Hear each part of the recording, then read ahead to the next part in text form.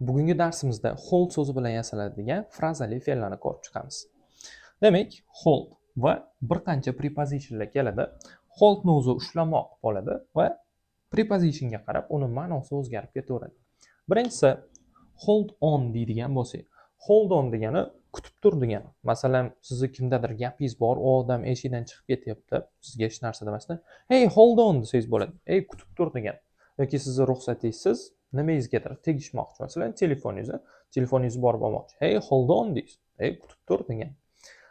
Yoki go'shakda ham gaplashguningizcha biroz kutib tur demoqchi bo'lsangiz, hold on desangiz bo'ladi. Ya'ni hold on deyildimi, o'sha odam sizga qaraydi va kutib turadi. Ana endi mana bu keyingi uchtasiga e'tibor qaratadigan bo'lsak, hold off, hold up, hold over. Bularni hammasi biror bir tadbir bo'ladimi, konsert bo'ladimi, qanaqadir voqea bo'ladimi, uni ortga surmoq degan ma'noni bildiradi, kechiktirmoq. Ya'ni ingliz tilida postpone degan so'zimiz bor. Kechiktirmoq degan. Ko'pincha passive voice ishlatsangiz bo'ladi. Masalan, konsert qoldirildi. The concert was passive voice bo'lgandan keyin mana buni o'tgan zamoni held bo'ladi, to'g'rimi? The concert was held off, held up, held over. Uchalasini ham ishlataversangiz bo'ladi. Yoki men kechiktirdim deb aytmoqchi bo'lsangiz, I held up the concert, I held over the concert, I held off the concert deb uchalasidan bittasini aytsangiz bo'ladi. Ana endi mana bunga keladigan bo'lsak, against.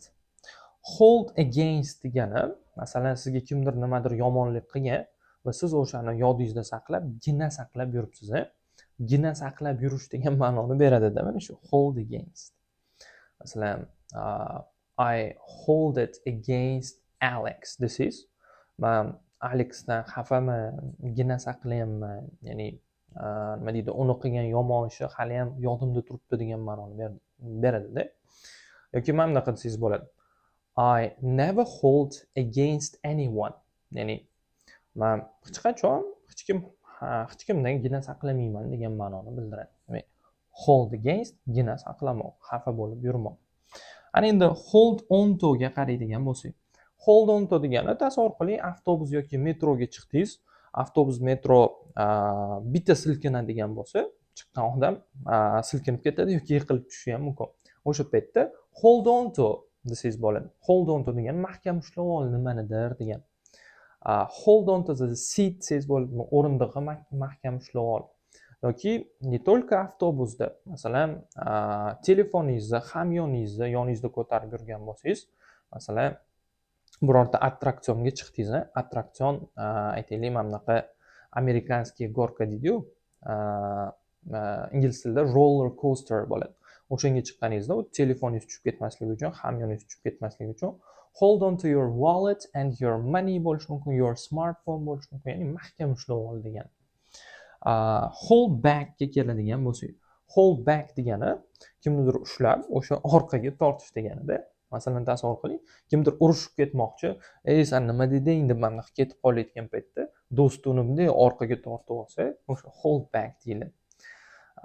Misol keltiradigan bo'lsam, when my friend was going to fight with somebody, ya'ni men do'stim kim bilandir urushmoqchi bo'lgan paytda, I held him back, ya'ni men uni orqaga tortib oldim degan.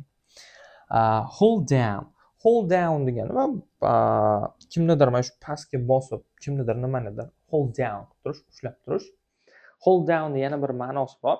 Boyagi attraksionga qaytamiz. Masalan, attraksionga chiqdan, kimdir attraksionga uchib, aytaylik, ko'ngli aynida, o'sha ko'ngil aynishini ushlab turish ham hold down degan ma'noda kelishi mumkin. Attraksionga chiqib, ko'ngli aynib ketib, o'zini ushlolmay qolsa, I couldn't hold down.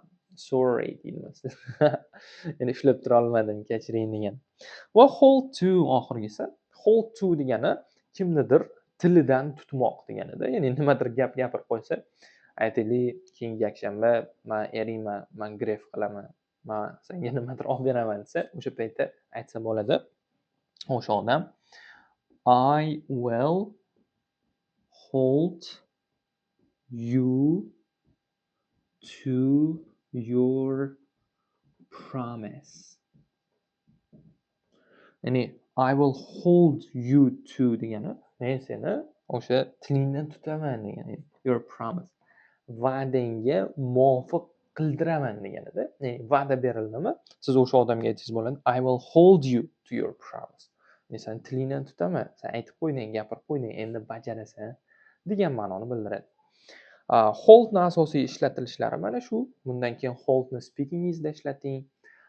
Writingda phrasal verblar ko'p maslahat berilmaydi, chunki bular ko'proq speakingda ishlatiladi.